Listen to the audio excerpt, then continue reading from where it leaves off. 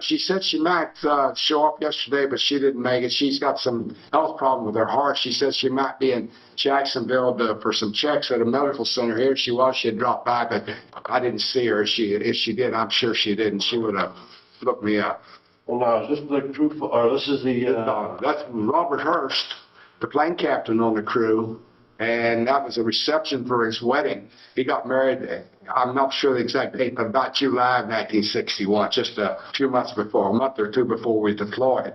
And then, so this is mostly guys that he ran around with, other mechanics and in the squadron. And myself, I was the only one from the crew that was there. And so they had their wives, and there wasn't a big group. was that in Rona? No, that was here in Jacksonville. Okay. And of course, we surprised them after they got the reception out of the way, and they thought, oh, we're home fleet. Well, we knew where they were going, so we met them up. We got over there before they did. And they came in, we started another hoorah. I said, there, you're not done yet. It went short-sheeted their bed and everything, you know. They're all set up. But, yeah, I'd actually dated a girlfriend of his wife. One reason I was there, because the girl I was dating was a friend of his wife. Gosh. Okay. Right there. And a friend of his. And wrote a friend. You know, if you want to pull both of those, and all of them may not, the other side may not be him, but we can put them out into this.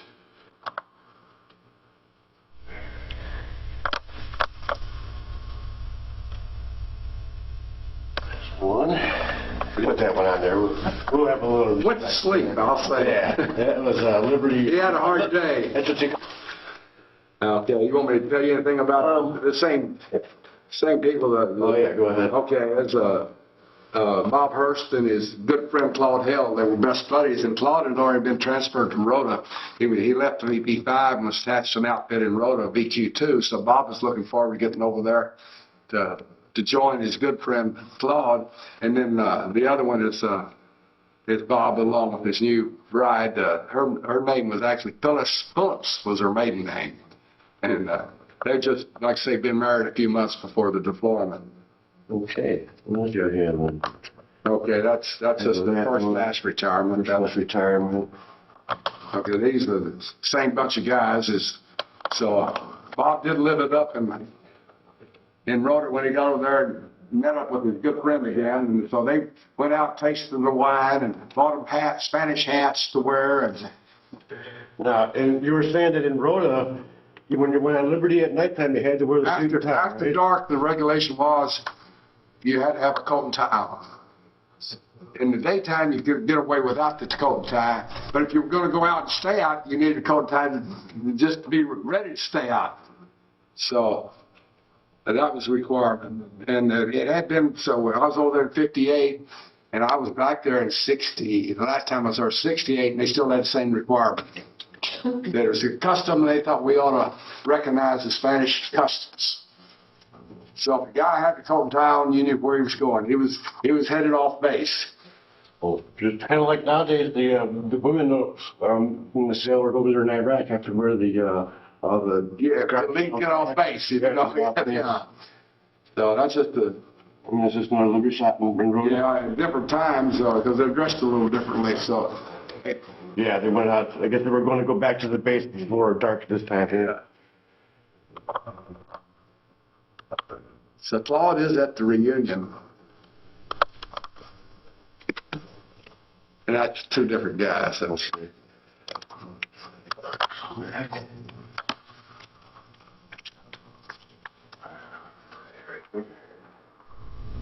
My hands are clean. Well, that's okay. I pulled them in, and these are all copies I've made, by the way. I didn't bring my originals because I didn't want to. Yeah, if they get lost or whatever, I said, you never can tell. And just to be on the safe side, I said, I don't mind leaving the book around and out. And if somebody pulls a picture, I say, well, it's not the end of the thing. And that's a different crew. It's just at the same time period. Now, these are, you really don't get any detail on the picture. The crew 3, which later became crew 7, had gone over to Sigonella, Sicily for a few days for some operation. And not just 3 of the crew members that crashed and died. And there's not much face detail, but if you look at them, they're silhouettes. It's the way they looked in the silhouette. Both Hurst and Anderson and Russell. That's the way they look. You could pick them out. You knew them. You'd say, that's them. Whether you see their faces or not. Okay. And I guess that's probably my three best friends on the There's that's a different crew. a different crew. Yeah.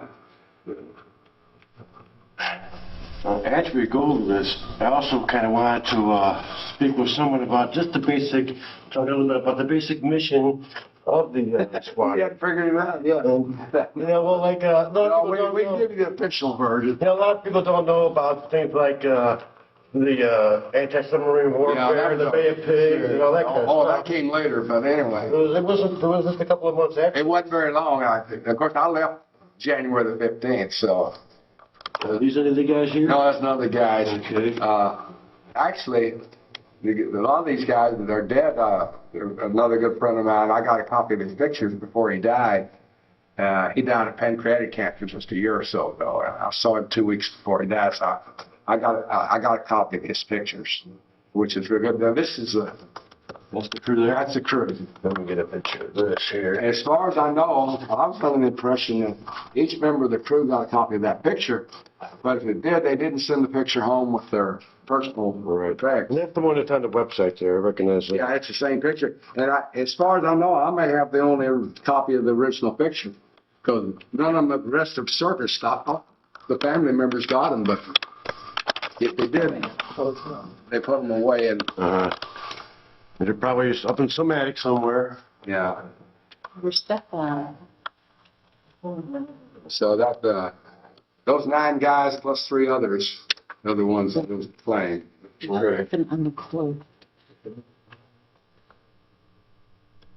And that's, one of the guys is in, that's Norman in the middle, I think. Isn't it? Let me see who's in the middle. That's Norman Russell. Okay. And that was while we were in Spain, before they went, of course, to Iceland. That's probably a week or two before they went to Iceland? Yeah, it may be New Year's Eve. Oh, okay. And they left Spain about a week later, or 5 or 6 days after that. What they had to do for the change of command, the XO that was in Iceland flew to Rota. And then the crew, which had been crew 3, was going to become crew 7, went to Iceland to take over. And so they just do a lot of plane swapping around. At least 3 numbers have to change. Yeah. Crew 3 becomes crew 7 becomes crew 1, and crew 1 has to become something else. They're not crew 1 anymore. Some of the guys don't like that when they get their crew changed. Yeah, they got demoted from being crew 1. Now there's some other crew. And this is part of the crew here. I don't know whether you want to put it on. It's New Year's Eve, so they were a little intoxicated at that point. That'd be a good But it was a good, you celebrate New Year's Eve. You don't get a little intoxicated then, you might as well forget it. And who's his Liberty Hound? Well, I don't know for sure. His sister said it wasn't him, but I think that's the radioman that went on the crew that actually took my place. That was Al Millette, I think. Mr. Millett. But I'm not, his sister said she didn't recognize him. So I don't know, but if you look at the features of that and a good picture of him, it looks like the same face to me and the same ID bracelet and that, but if I'm wrong, I'm wrong. So I won't positively say that is, but the guy he's got his arm around was going to be his boss the next day. So he would be in charge of him. And they were very buddy-buddy there in that picture, as you can tell. So That's because he was about to go out for liberty and he wanted to get in trouble already. well, he was dressed up. Maybe he was. Maybe he was dressed up for New Year's. Yeah. But Bob Anderson was the first, the next day would become first take. Took my place. Actually, they moved the technicians up, and actually, I don't know whether his family's aware of it, but Millette volunteered to go to Iceland because he thought there was too much temptation in Rota for a young married man. And he thought in Iceland there was no temptation, although there was always said that there was a woman behind every tree. There's just weren't any trees. Yeah. When I was there, I got there, I could find no trees. when I was there a year later, they had the same thing. Yeah. And Again, still New Year's Eve. That was a big night at the club, celebrating it. And Norman Russell and a friend of his, Grover Lee. Grover later got in the Navy and did 30 years with the FBI. But he told, I think they put 30 rum and cokes in one glass. I don't know. I hope he had help drinking it. And what do we have here? And that's just Grover Lee with the band. Okay. There is it.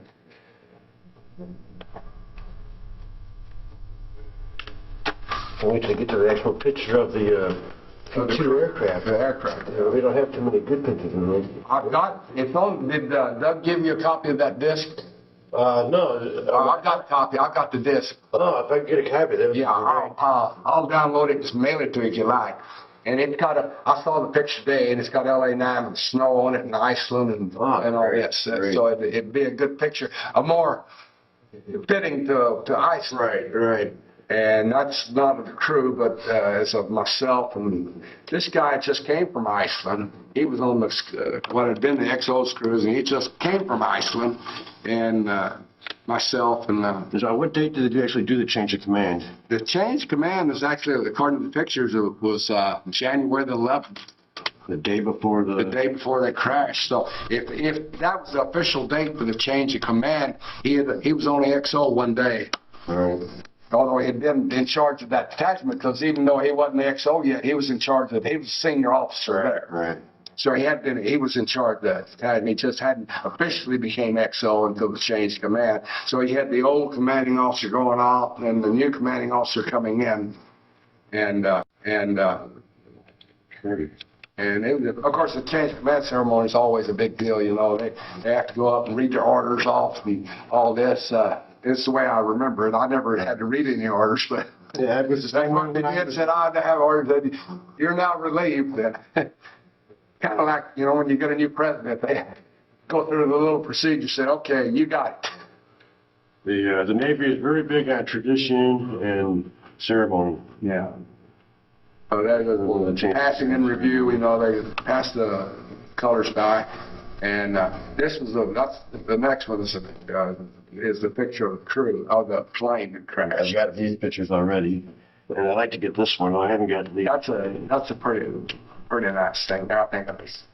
Yeah, let me get this one and you can explain this one here. Okay. John Good, who had been on the crew, actually went to two of his friends where they're buried in their home cemetery. They were ID'd positively, and the top picture is Norman Russell's grave in Louisiana. I didn't put the location there, but it's in, I forget the name of the little town. And he put a BP-5 cap on him to take a picture of the grave. And then the bottom one is Bob Hurst, who is buried in Alabama in Family Cemetery. Okay.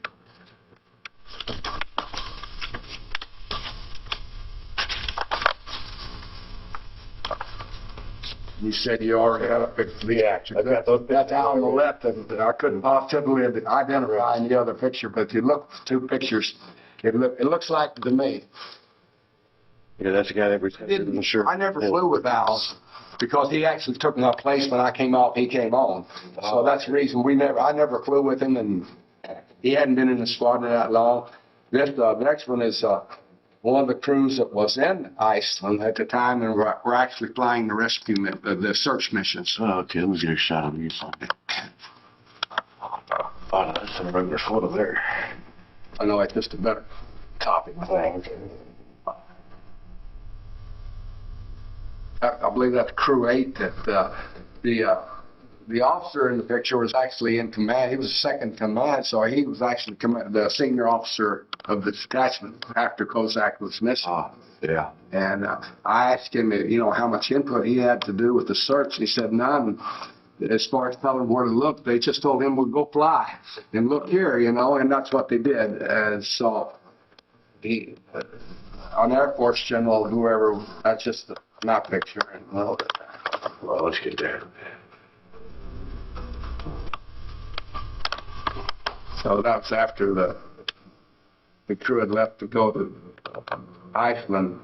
Another technician came out and found me on Saturday morning. I actually wasn't on the base. I was out in town. And he said, Don, said, your crew's called. I said, yes, they left last week. And he said, no, said, they didn't come back from on the patrol. And, oh, no. Yeah, that was January the 13th. And on the 14th was a Sunday. They had I think every member of the Phelps showed up at church in the base chapel for a prayer service hoping for their findings. But of course, anytime you go in this northern climate, there's no chance. There's not very much chance. There have been records of people, if they land in the right place and just a forced landing and not a crash, just a forced landing or something. They can make a good landing if they know they're going down and things like that. But, this is Bonnie Williams, one of Norman's fiance again, and her roommates. And when I came back through Jacksonville, I left on the 15th of January, of course, and she was still hoping, of course, too, that they might be found. The girl on the left is Bonnie Williamson's fiance. I think I dated the other girl. I got her name written. I think of it. Boy, some years ago, I can't remember. Yeah, kept over. I'm amazed at how good you guys' memories are. But when you're flying with these crews, when you fly and you work and you live together, it's almost like family. Well, like I say, you don't get as much association between the enlisted men and the officers if you don't fly with them. But when you fly with them, of course, it's a different matter. You're eating together, you're working together, and side by side, and communicating, and in some cases, almost sleeping together. You go out and end up having to sleep on the plane or something like that, and which happened a few times. This one here? This is just a retirement after that, a couple of days after that was a retirement. And so there's no more of that much in there. That's the last one of it. And didn't they have just a good picture of a P2 that was in here? You showed me. Yeah, you went over it. You passed it over. It was a small picture, but it was right here. This is a picture. There's a picture of the plane and a list of the crew underneath it. I got full names for all the crew there. Okay. Stop with this. And a little story of how come some of them were there and why they were there. They hadn't been on the crew or. Yeah, like Dr. Brown. He was not time in. I don't remember who sent me the email. I had an email from another guy the other day that said he went to church and got some talk with this guy. The kid there, the young kid, he said, I was born in Iceland. He said, my father was in the military there in 1961. Wow. I was born there in 1961, and they got to talking, and this Dr. Brown, John Brown, actually delivered him. Oh, my gosh. The kid that he was talking to. His name's on his birth certificate. I guess it is a small world. One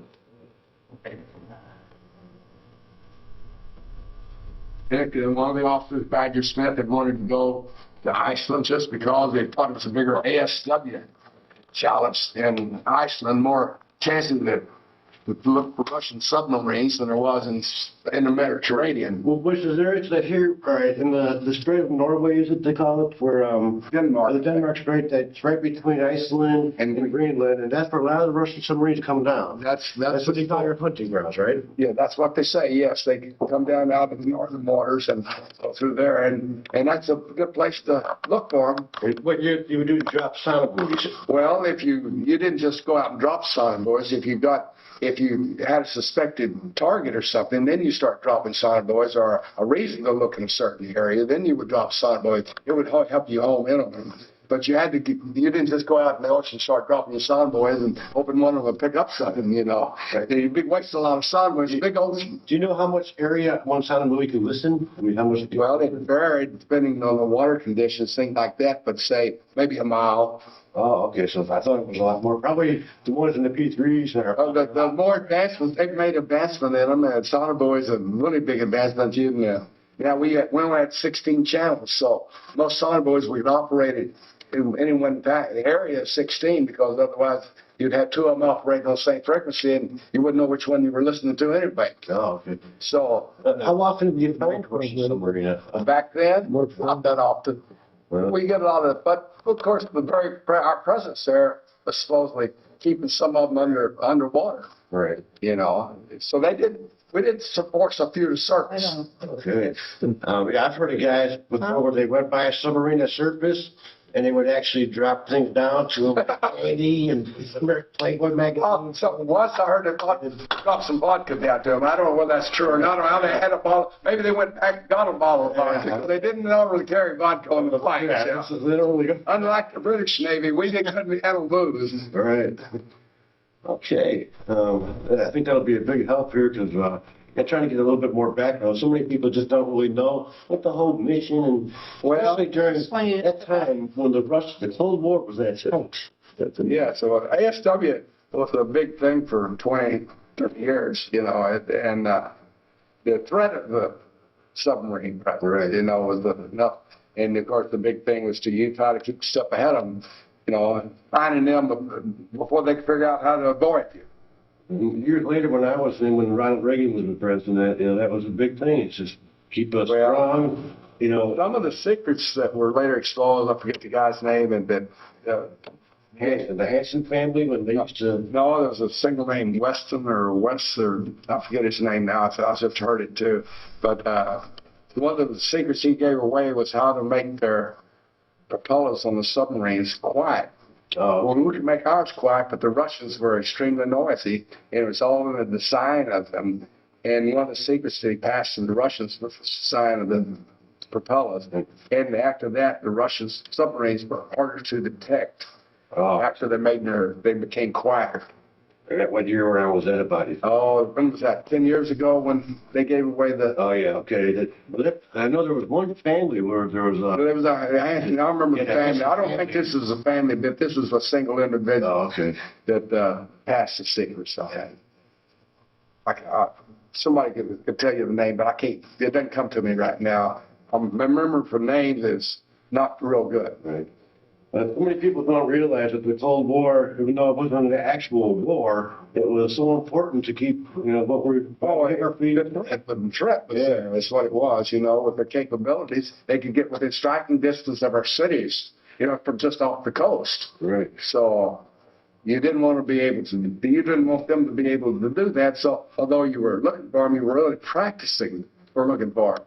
You were practicing being able to take care of them if war did happen. Right. You wouldn't, of course, drop anything on them to damage them or anything like that, but you were playing cat and mouse with them. Right. That's what they call it, the big cat and mouse game.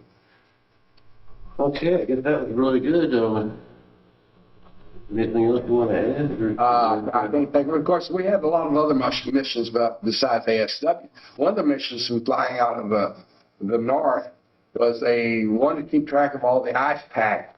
The ice would break up and drift south, because this is maybe more of a summertime thing. They want to know what the ice pack was because it affected shipping. Oh, I see. And again, you didn't want the ships running into icebergs and things like this, because you know that most radar didn't pick up ice, which may have been another cause of the plane crash. Because Some of the icebergs were like, what, 500, 700 feet? Oh, yeah. But the thing was, when you're picking up Greenland, the coastline is ice. Around ice. So one of the tricks was you had to add so many miles to where you thought the coastline was. It was really 20 miles before that. I mean, especially if there's inclement weather, they really can't. Oh, yeah. The ground stops and the air starts. You know, and necessarily, so we'll never know what caused them, but they weren't out of position. They just decided to fly their flight backwards because of the bad weather. It was so terrible. You know, the high winds and heavy snows. Visibility was nearly down to nothing. Just a few hours of daylight a day, and they decided to fly over. It is what we think. It's to fly over to the coast of Greenland and then turn north when they got to the coast of Greenland. But they flew too far inland and then crashing. But they said they didn't realize they were already hit over the coast. Apparently they had no warning probably, it was just. Oh, no, they saw it and they were thousands, you know, if they climbed 1,000 feet immediately, but they probably only saw it a few hundred yards ahead of them. Right. But they were right. They knew where they were. They weren't lost. If you take their first position report they sent out and plot that on a chart and plot where they crashed, it's right in line. Right. So that they knew exactly where they were, just off a few miles, and didn't realize we were hit the coast of Greenland already. If they'd been a couple of thousand feet higher, but everything's high tonight, you know. Yeah, yeah. Okay. Cut.